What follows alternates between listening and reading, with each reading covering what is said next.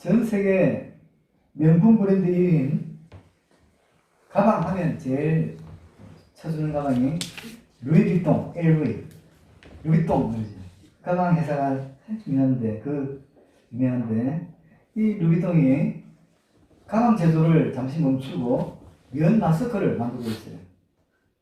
그런가 하면 고급 스포츠카를 만드는 한 자동차 회사는 정부 요청에 따라서 그 스포츠카 제작을 잠시 그만두고 산소 호흡기를 만들고 있습니다. 사람들은 목숨이 왔다 갔다 하는 절대절명의 순간에 무엇이 진짜 필요한 물건인가를 알게 되는 것 같습니다. 사는 한 종이냐 하는 문제 앞에 명품 가방이 무슨 의미가 있는가? 생명을 유지해주는 마스크가 더 중요하다는 것. 고급 스포츠카가 중요한 게 아니라 우리의 호흡을 도와주는 장비, 이게 훨씬 필요한 거 아니겠습니까? 환란 앞에서 평소에 허접한 것들, 찌꺼기 같은 모든 것들 다 떨쳐버리고 진정으로 우리의 삶을 도와주는 것을 찾게 되죠. 그것이 고난과 시련의 긍정적인 기능입니다. 그래서 고난은 유익이라고 했던 시편 119편 기자의 말이 이해가 될 것 같습니다.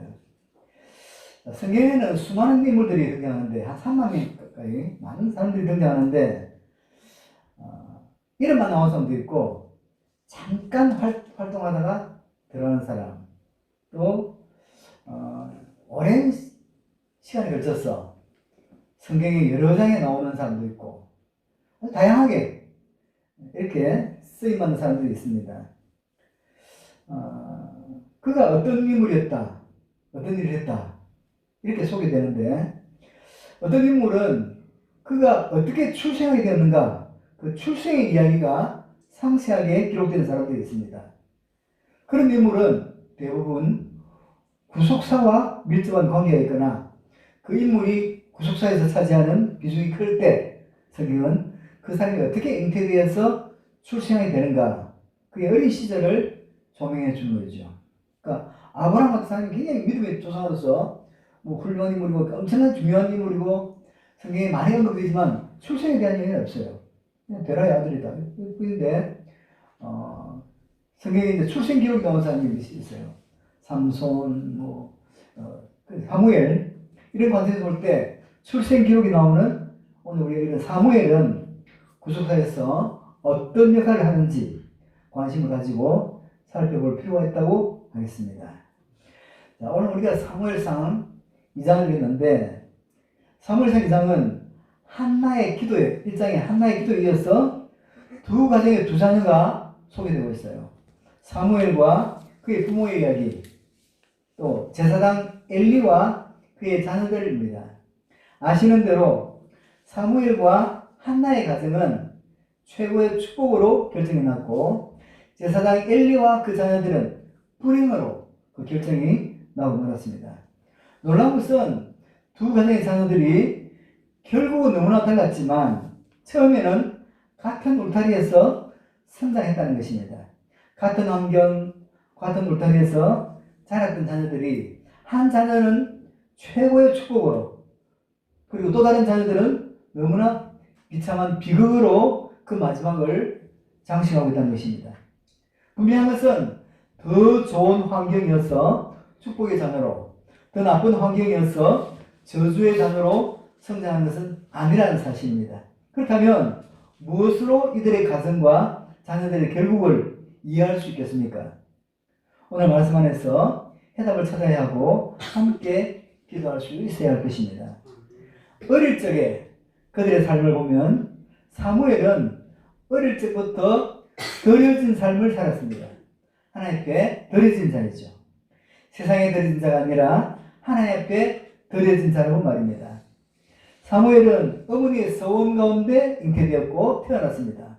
사무엘상 1장 11절에 보면 만군의 여호와여, 만일 주의 여종의 고통을 돌보시고 나를 기억하사 주의 여종을 잊지 아니하시고 주의 여종에게 아들을 주시면 내가 그의 평생의 그를 여호와께 드리고 삭도를 그의 머리에 대지 아니하겠나이다. 무슨 말입니까?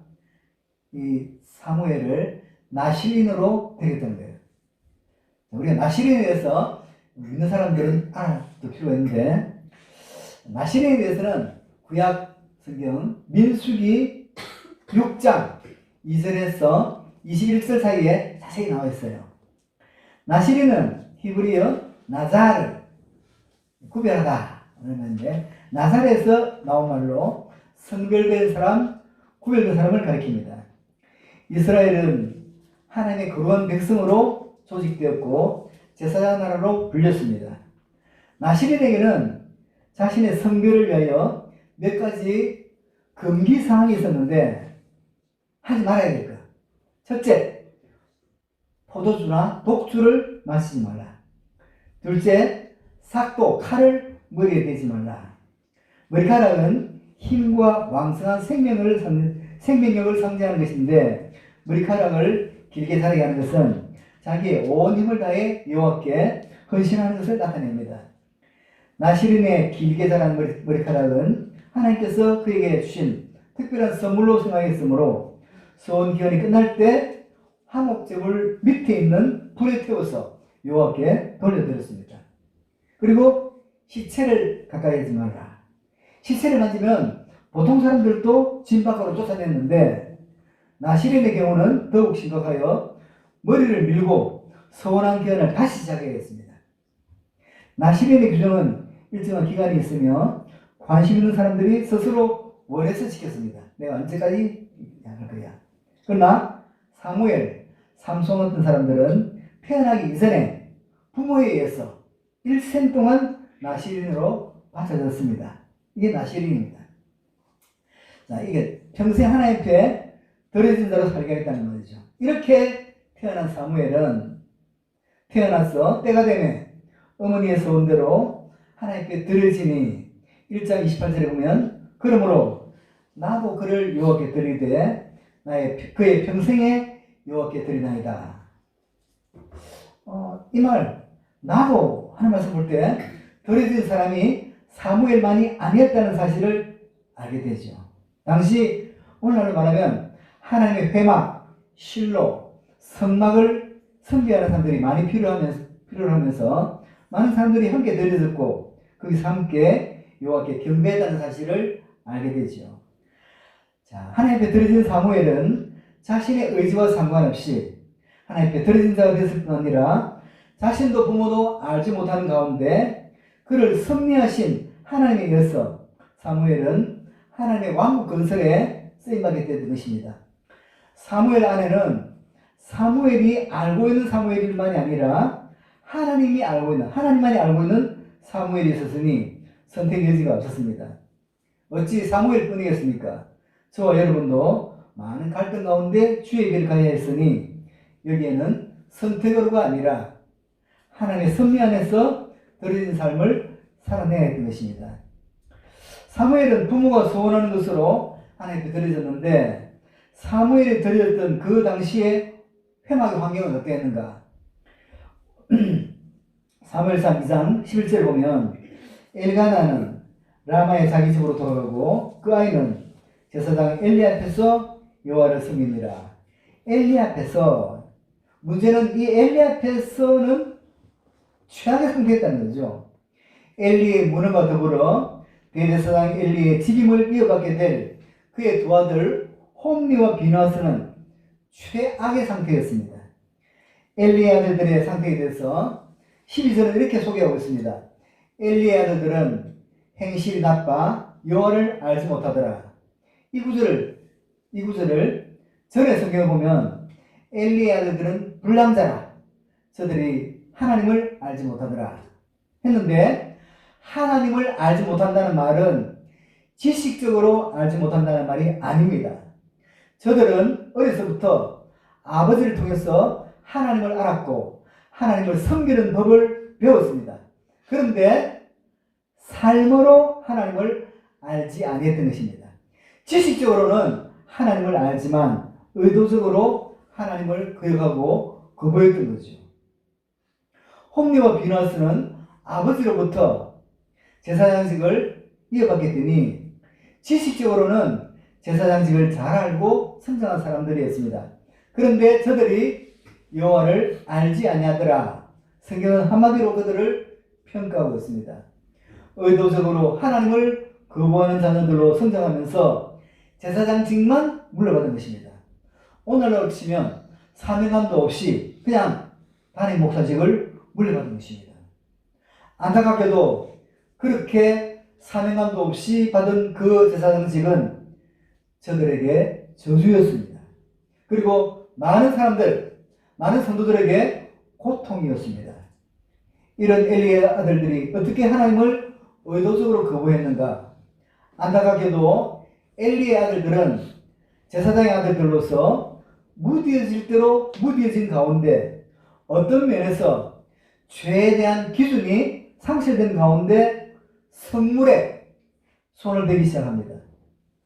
삶으로 여호와의 종이기를 거부한 엘리의 아들들이 성물에 손을 대는 모습 보면 사무엘상 2장 13절에서 16절 사이에 잘 설명되어 있는데요. 여기서 우리가 눈여겨봐야 할 말은 관습이라는 말입니다. 오늘날의 사역자들이 주목해야 될 부분입니다. 하나님의 원하신 건 아닌데 사람의 편리주의이고 어느 날부터인가 하나님보다는 주의 종을 위해서 한 번, 두 번 편리주의로 하다 보니 어느 때부터인가 관습이 되어버린 거예요.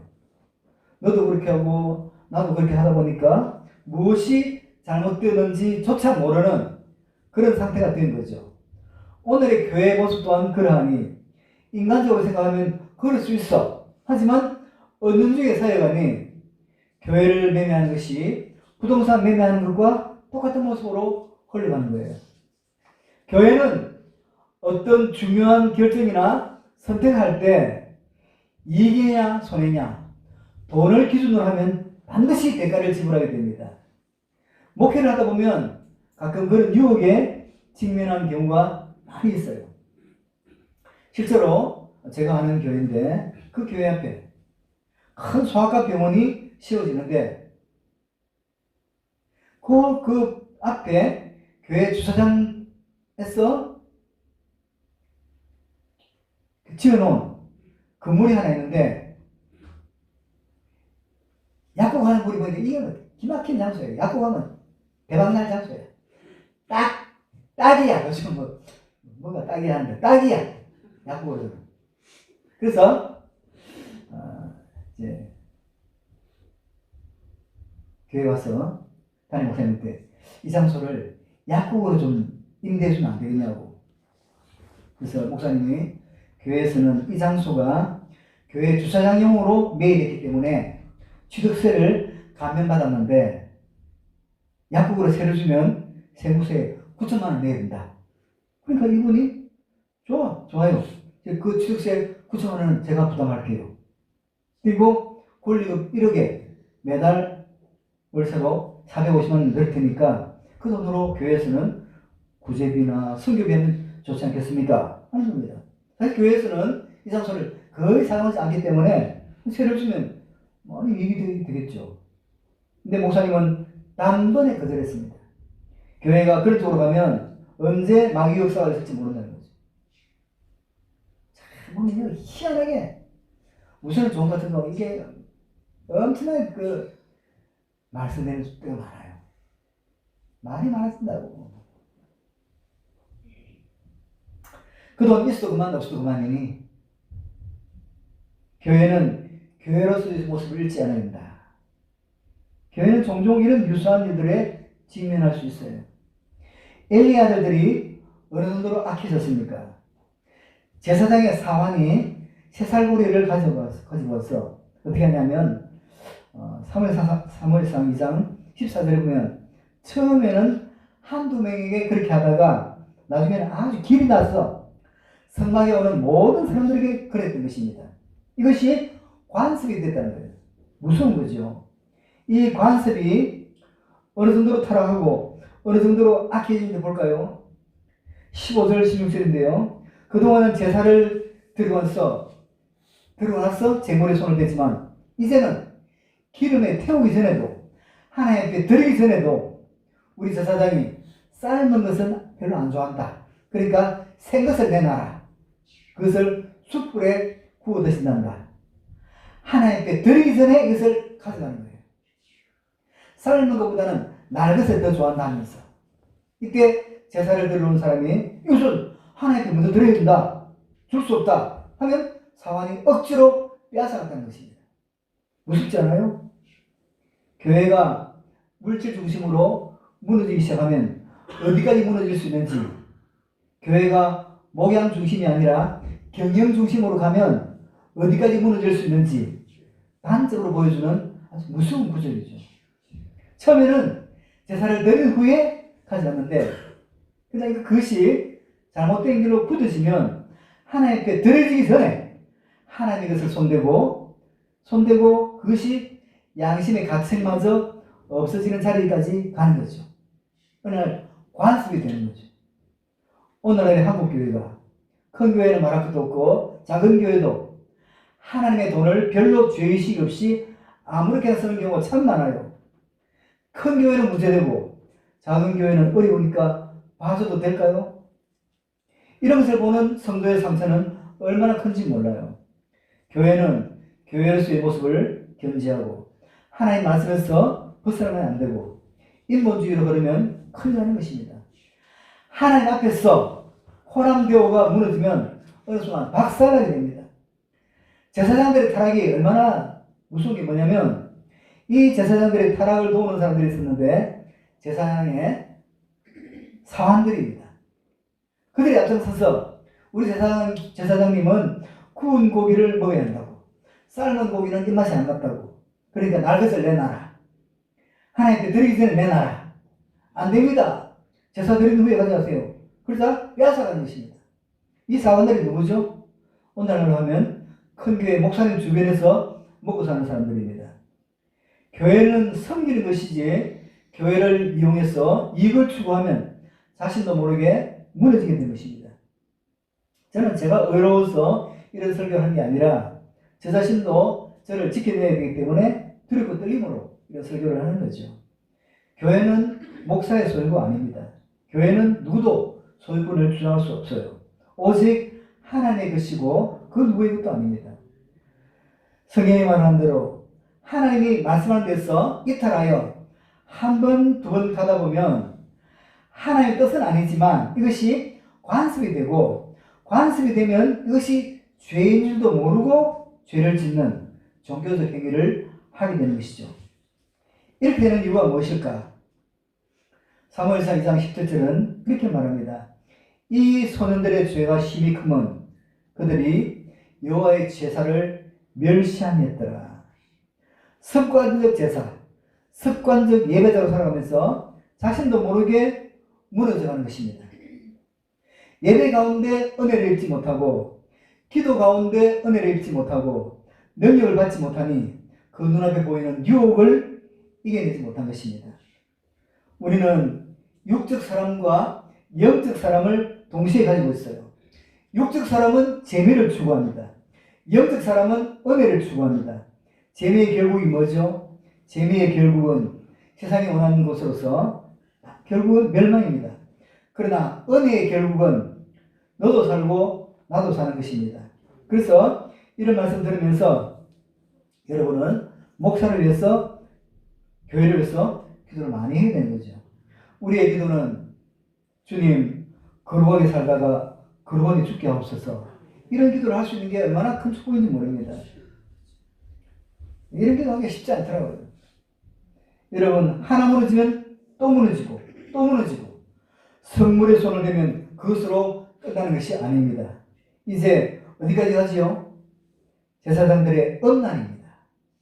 22절 보면 제사장 사역을 하는 가운데 이 주의 종이라 불리우는 사람들이 세상 사람들과 별 다를 바 없이 금지된 선을 넘어버리는 경우도 있습니다. 교회 안에서 성적 기준이 가벼워지면 안 됩니다. 이것은 교회 안에서 항상 유념해야 될 사항이죠. 육체를 가지고 살아가는 인간이 끝까지 긴장하면서 실험해야 될 요소입니다. 이러한 소리를 들을 때 제사장 엘리는 이렇게 권면합니다. 24절 정신 차리고 낭낭한 목소리로 시작. 내 아들들아 그래하지 말라. 내 눈에는 소문이 좋지 아니하니라. 내가 여호와의 백성으로 범죄하였도다.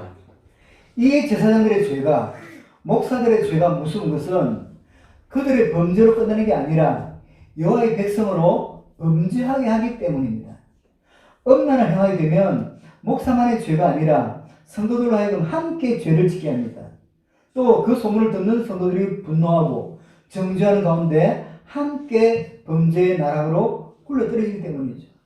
오늘날도 종종 뉴스를 통해서 보는 경우가 그러합니다.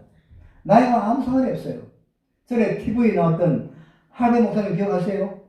많은 분들이 그분은 이단이라 귀신 쫓는 목사님으로 알려져 있는 그 나이 많은 노인 목사님이 호텔에서 젊은 여성과 함께 나오는 장면은 많은 사람들에게 충격을 던져주었습니다. 얼마나 이런 것들이 무서운지 몰라요. 교회가 목사, 장로님들 보이지 않는 가운데 주도권 다툼하고 이런 모습들이 얼마나 성도들로 범죄하게 하는지 몰라요. 오늘도 교회들이 어떤 이권을 놓고 주도권을 다투고 정치판만 시끄러운 게 아니에요. 정치가 힘들면 교회는 좀 평안해야 되는데 한술 더 떠는 경우도 많아요. 목소리 높이는 사람은 많지만 이미 옳고 그름은 없어. 왜? 사람은 보이는 대로 보는 것이 아니라 보고 싶은 대로 보고 들리는 대로 듣는 것이 아니라 듣고 싶은 대로 들어요. 이것이 인간의 죄성이죠. 그래서 내가 들었어, 내가 봤어 하고 목소리 높이는 것은 하나님의 뜻이 아닙니다. 그래서 내가 옳다 생각하는 것도 삶과 두렵고 떨림으로 잠잠히 하나님의 뜻을 물어야 하는 거죠. 누가 옳은가 그른가 하나님만 아셔요. 교회는 99명이 같은 생각하고 한 명이 다른 생각할 때 그것이 복음에 관한 문제가 아니라면 99명이 한 명의 생각을 품어야 돼요. 모든 것을 복음의 눈으로 보면 못 품어줄 것이 없는 거죠. 결국 저들의 죄성에 대해서 성경은 뭐라고 말씀합니까? 다시 25절 시작. 사람이 사람에게 범죄하면 하나님이 심판하시려니와 만일 사람이 여호와께 범죄하면 누가 그를 위하여 간구하겠느냐 하되 그들이 자기의 아버지를 듣지 아니하였으니 그는 여호와께서 그들을 죽이기로 하셨습니다. 이는 여호와께서 그들을 죽이기로 뜻하셨습니다. 하나님 저들을 포기하신 거죠. 여러분, 모든 사람에게 있어 가장 큰 저주는 가난도 아니고 병든 것도 아니고 딱 하나, 하나님의 포기입니다. 네 마음대로 살아. 네 마음대로 해.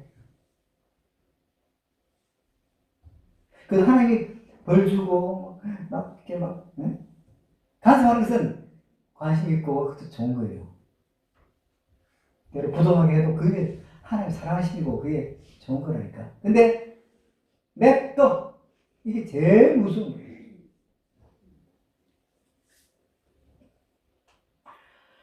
하나님이 포기하면 어느 순간 내 안에서 느껴지는 영적인 감동도 무너지게 되는 거죠. 우리는 성령 안에 사는 사람들입니다. 그래서 기도하지 못하면 기도해야 되는데 하는 그러한 부담이 있어요. 예배해야 되는데 하는 그러한 부담이 있습니다.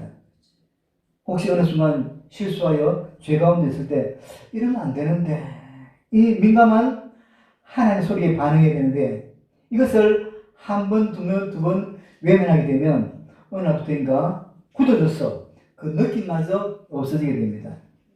이것이 그냥 없어지는 정도가 아니라 나 자신도 모르게 세상 관습에 깊숙이 함몰되어 있게 됩니다. 죄라고 느껴집니까? 그 죄라고 느껴지는 것에 대해서 절제할 수 있다 싶으면 얼른 절제하십시오. 죄라는 것이 얼마나 무섭냐면 처음에는 내가 그 죄를 즐기지만 나중에는 그 죄가 나를 끌고 다닙니다. 그리고 나 자신이 그 죄 앞에서 나를 조절하고 삼가할 능력을 잃고 통제할 힘도 잃어버립니다. 컨트롤할 힘이 없어요. 그냥 유린당하고 맙니다. 사람이 대단한 것 같지만 무엇에 충격받으면 나 자신도 못 이기고 무너지는 게 사람이죠. 여러분 점점 굳어지면 대책이 없어요. 그 최악의 환경에서 사무엘은 어떻게 성장했습니까? 쓰레기 더미에서 장미꽃이 피듯 그 최악의 환경에서 사무엘은 어떻게 성장했는가? 엘리의 아들들과는 전혀 다른 모습인데요. 2장 11절과 18절 보면 사무엘은 어려서부터 하나님을 섬기는 아이로 성장했습니다. 교회 공동체 안에서 아이들이 예배도 드리지만 이 아이들이 섬기는 아이로 성장하는 것 아주 중요합니다. 사무엘이 나이 어릴 때 섬겼다 했는데 그 어린 나이에 섬겼으면 얼마나 섬겼습니까? 중요한 것은 그가 여호와 앞에서 섬겼다는 것입니다. 가정에서도 자녀들을 섬기는 자녀로 양육해야 됩니다. 너는 귀하니까 아무것도 하지 말고 공부만 해라. 하지만 그가 공부만 할 애가 아닙니다. 여러분들이 낳았잖아요. 못 알아듣나? 공부를 잘해도 섬길 줄 모르는 아이는 불안전한 성장한 것입니다. 그래서 미국에서 우리나라 아이가 하버드에 합격했는데 불합격 처리됐어요. 너는 봉사한 게 없다.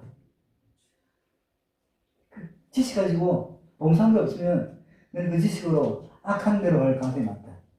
남을 위해서 그 지식을 활용해야 되는데 너는 안 돼. 라고 말했어요.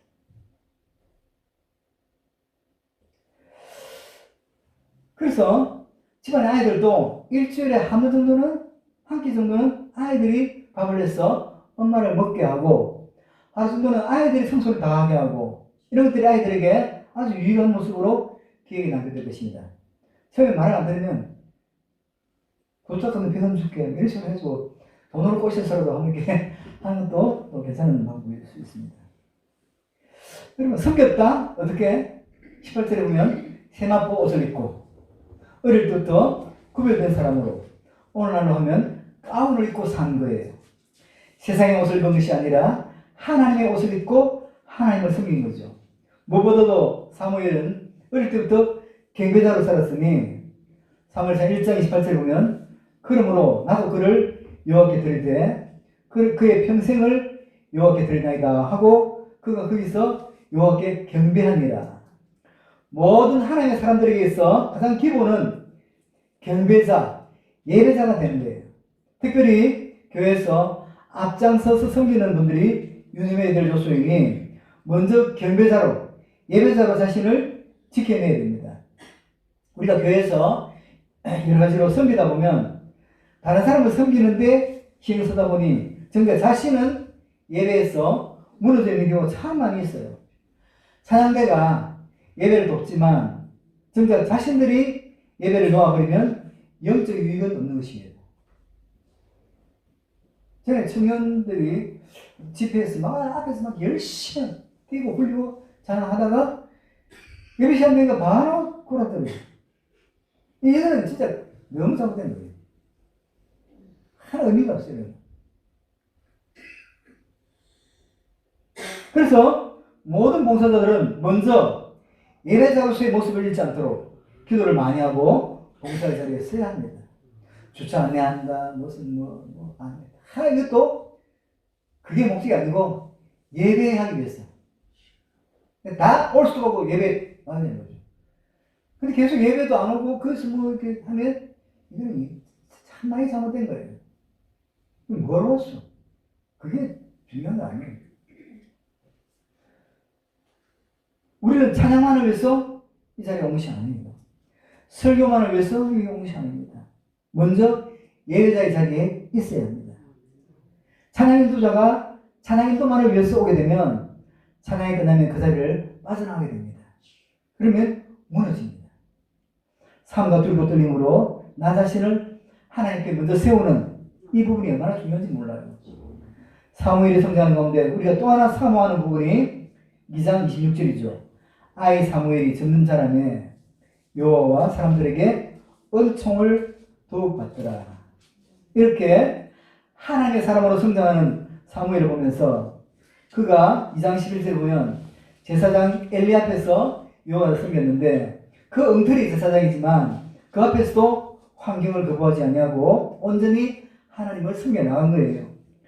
진실로 하나님의 사람들은 환경이 아무리 열악해도 그 환경을 탓하면서 망가지는 것이 아니라 그 환경 속에서도 자신의 본분을 찾아 하나님 앞에서의 자태를 잃지 않고 하나님을 믿는 사람으로서 섬기는 것이거든요. 그래서 보냄받은 곳이 광야이든 그곳이 감옥이든 외면하지 않고 그곳에서 묵묵히 하나님을 섬기는 거죠. 더 좋은 것은 없습니다. 성도는 자신이 살고 있는 곳이 하나님이 보낸 장소임을 알고 내게는 여기보다 더 좋은 장소는 없다. 이런 마음으로 신앙생활을 해야 됩니다. 교회도 이보다 더 좋은 교회는 없다.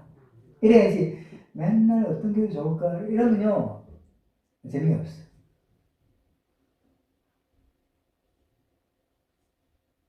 제가 늘 그러잖아요. 작동교회 좋은 교회라고.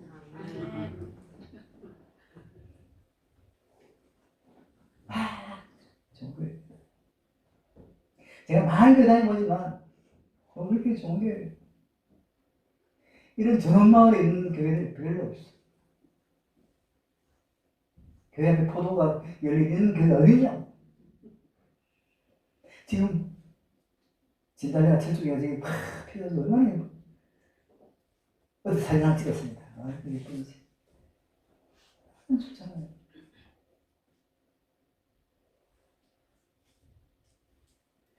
내가 어디 가면 더 신앙생활 잘할 수 있을 텐데 이런 게 없어요. 지금 살고 있는 곳이 내게는 최적의 장소인 것입니다. 하나님 나를 부천에 인천에 보내신 것은 이곳이 내 뼈를 묻으라는 곳임을 알고 다른 곳은 쳐다보지도 않겠습니다. 어떤 사람은 내가 막 망해서 부천에 왔는데 빨리 돈 벌어서 저 서울로 강남으로 가야지. 나는 이 체질이 아니야. 이런 게 없어요. 나 좋은데요. 나. 이쪽은 나라에 구별할 게 뭐 있어? 누구에게든 무슨 사연으로 이곳에 왔든 하나님이 보내신 곳이다. 이런 마음으로 세상에 더 좋은 곳은 없다. 하나님은 울타리 안에서 축복하는 분이지 울타리 밖에서 축복하는 분이 아닙니다. 사무엘을 묵상하면서 그를 키워낸 한나를 생각하지 않을 수 없는데요. 한나라는 여인 참 대단하지 않습니까? 여러분 같으면 그 엘리라는 최악의 환경을 보고 그대로 두겠어요? 그 아이를 빼내서 더 좋은 교회에 넣겠어요? 쉽지 않죠. 한나는 알았습니다. 아이를 더 좋은 환경에 놓는 것이 중요한 것이 아니라 어디에 있든 그 환경을 극복하여 믿음으로 인내하고 기도하면서 하나님께 더 가까이 나가야 한다는 것. 하나님은 작은 그릇 속에도 지구를 담을 수 있는 분이라는 것을 알았습니다. 그래서 환경을 탓하지 않고 이곳에서도 아들을 지키고 올바르게 성장시켜 주실 하나님을 믿고 기도로 자식을 지켜낸 거예요. 사무엘아, 네가 있는 곳 너무 최악의 환경이다. 너 기도해야 된다. 나 밖에서 엄마 기도할게. 우리 같이 기도하면서 이게 나가자. 이런 거예요. 좋았으면 오히려 기도가 안 했을 건데 너무 최악이니까 더 빡세게 기도했을 거라고. 더 복이 된 거죠. 빡세게 기도할 수 있으니까.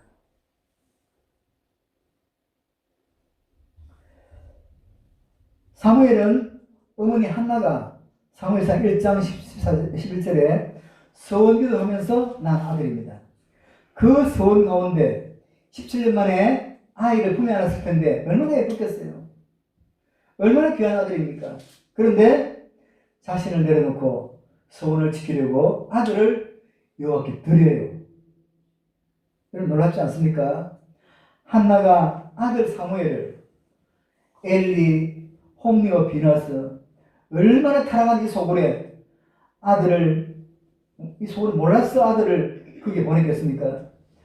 우리 같으면 하나님 어쩌면 환경이 좀 좋아진 뒤에 아들을 보낼게요 했을 텐데 그런데 하나는 나는 이미 서원했고 하나님께 드린 아들이다. 부모가 얼마나 자신을 내려놓았고 사무엘 자신은 각오와 다짐하면서 그 소굴에 들어갔겠습니까? 놀라운 게 있습니다. 하나님이 손을 대시면 하나님이 역사하시면 얼마나 놀라운 일이 일어나는가. 소원을 지킨 한나에게 엄청난 일이 일어났는데 오늘 본문 뒤에 21절에 보면 사무엘을 하나님께 드린 후에 한나는 아들 셋과 딸 둘을 낳아서 사무엘 말고도 5자녀를 낳아서 기르는 축복을 누리게 됐으니 얼마나 은혜입니까?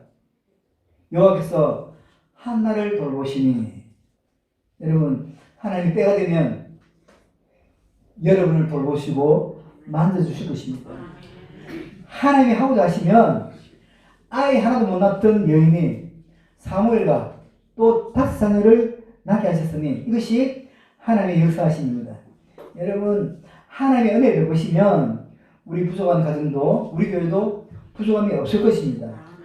하나님의 은혜를 보시면 부족이 부족 아니고 결핍이 결핍 아니고 모자란 것이 모자람 아니게 될 것입니다.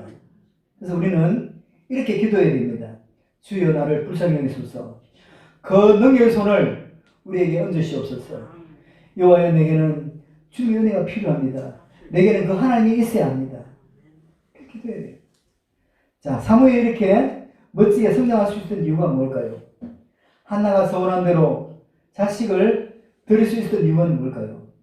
모든 것이 무너지고 막아진 가운데서도 세마포 옷을 입고 여호와를 섬기며 사는 자의 삶을 살 수 있었던 그 배경이 뭘까?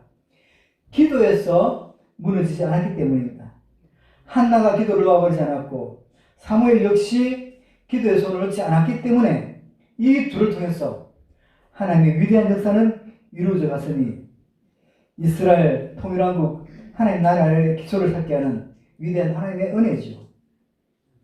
여러분, 가정과 자녀를 위해서 기도하고 내가 예배자의 모습을 잃지 않도록 기도하시고 어떤 환경에서도 기도를 놓아버리지 않게 하옵소서. 하나님은 살아계십니다. 하나님께서 아무개야 너 그러면 안 돼 하는데도 그 음성을 외면하면 파멸의 구렁텅이에 빠지게 됩니다. 죄와 세상의 습관에 끌려다니지 말고 이 마지막 때에 하나님의 회복시키시는 은혜를 입었으면 좋겠습니다. 오늘 두 가정의 자녀들을 살펴보면서 우리는 어떤 가정의 자녀로 우리 자녀들을 키우면 좋을까 생각하면서 우리 자녀들을 하나님의 뜻에 맞는 정말 영광의 아름다운 자녀로 키울 수 있으면 좋겠습니다. 사랑의 하나님, 우리의 아름다운 5월의 첫 주일을 회복하시며 어린이 주일로 지키게 하심을 감사드립니다. 아직 전염병이 완전히 종식되지는 않았지만 많이 진정되고 수그러진 가운데 우리의 예배도 온전히 회복되는 역사가 있게 하여 주옵소서. 우리에게 가정을 주시고 또 배우자와 자녀를 주신 하나님, 또 하나의 작은 교회요 작은 천국인 우리의 가정들을 잘 지키고 아름답게 세워나갈 수 있도록 은혜의 은혜를 더하여 주시옵소서. 예수님의 이름으로 기도드리옵나이다.